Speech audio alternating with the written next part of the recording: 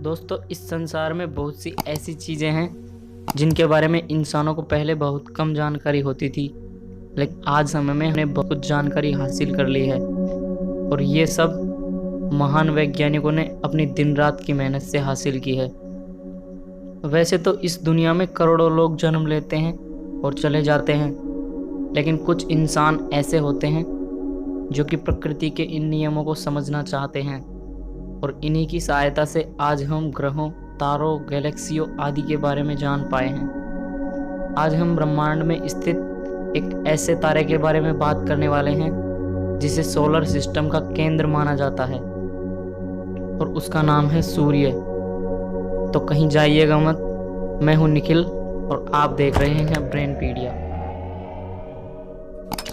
दोस्तों, काफ़ी समय पहले हमारी पृथ्वी को इस ब्रह्मांड का केंद्र माना जाता था, और जो भी इसके खिलाफ अपने विचार सामने रखता उसे दोषी मानकर दंडित किया जाता था। कोपरनिकस ने बताया कि हमारी पृथ्वी के साथ साथ अन्य ग्रह भी सूर्य के चक्कर लगाते हैं, और बाद में जब गैलीलियो के द्वारा इसका समर्थन किया गया तो उसे ईसाई धर्म की आस्था पर चोट मानकर गैलीलियो को उसकी इस खोज के बदले में उम्र कैद की सजा सुना दी गई।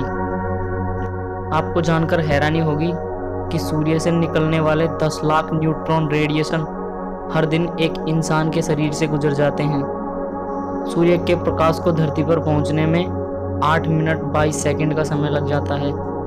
संस्कृत भाषा में सूर्य के 108 नाम हैं। सूर्य का व्यास लगभग 13,90,000 किलोमीटर है, जो कि पृथ्वी से लगभग 109 गुना अधिक है। ऊर्जा का यह विशाल भंडार मुख्य रूप से हाइड्रोजन तथा हीलियम का एक गोला है, जिसमें 74% हाइड्रोजन, 24% हीलियम और 2% अन्य भारी तत्व जैसे ऑक्सीजन, कार्बन, नियोन आदि मौजूद हैं। सूर्य से निकली हुई ऊर्जा का एक छोटा सा भाग ही हमारी पृथ्वी पर पहुंचता है, और उसमें से 15% भाग परावर्तित हो जाता है। 30% भाग पानी को वाष्प बनाने में काम आता है। इसके अलावा इसकी ऊर्जा का कुछ मात्रा पेड़ पौधे सोख लेते हैं।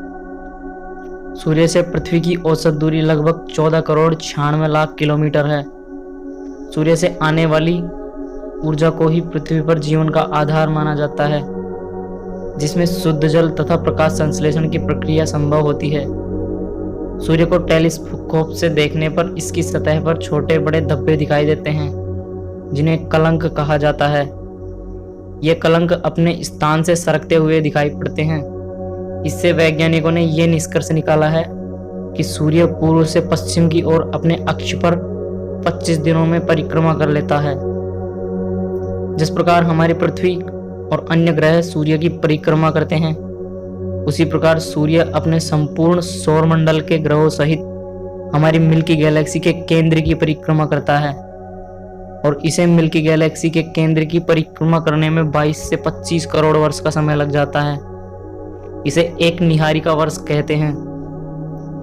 इसके परिक्रमा करने की गति 251 किलोमीटर प्रति सेकंड है।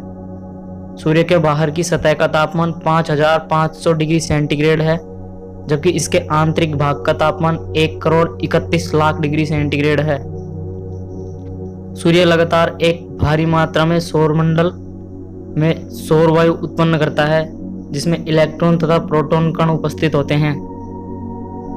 इस गर्म वायु की स्पीड 450 किलोमीटर प्रति सेकंड होती है, जो कि सूर्य के गुरुत्वीय बल से बाहर निकल जाती है। लेकिन पृथ्वी जैसे शक्तिशाली चुंबकीय क्षेत्र वाले ग्रह तक पहुंचने में इसकी ऊर्जा कम हो जाती है, जिससे ये चुंबकीय क्षेत्र से दूसरी ओर मुड़ जाते हैं, और सौरमंडल में संपूर्ण द्रव्यमान का 99.86% भाग सूर्य का द्रव्यमान है। सूर्य के केंद्र में जो ऊर्जा उत्पन्न होती है, उसे इसकी सतह पर आने में 5 करोड़ वर्ष का समय लग जाता है।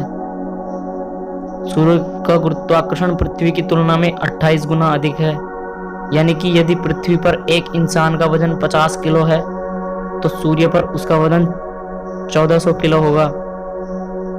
सूर्य का भार हमारी पृथ्वी के भार से 3,30,000 गुना अधिक है, और यही कारण है कि सूर्य का गुरुत्वाकर्षण इतना अधिक है कि यह बृहस्पति जैसे इतने बड़े ग्रहों को अपने गुरुत्वाकर्षण बल के कारण बांधे रखता है।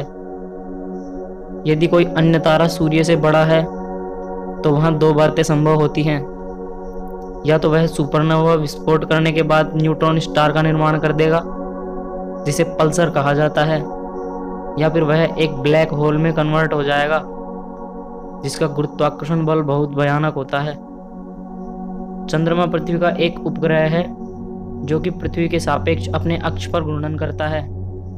जब चंद्रमा पृथ्वी तथा सूर्य के बीच में आ जाता है तब सूर्य से आने वाली किरणें पृथ्वी पर नहीं पहुंच पाती, जिसके कारण सूर्य ग्रहण होता है।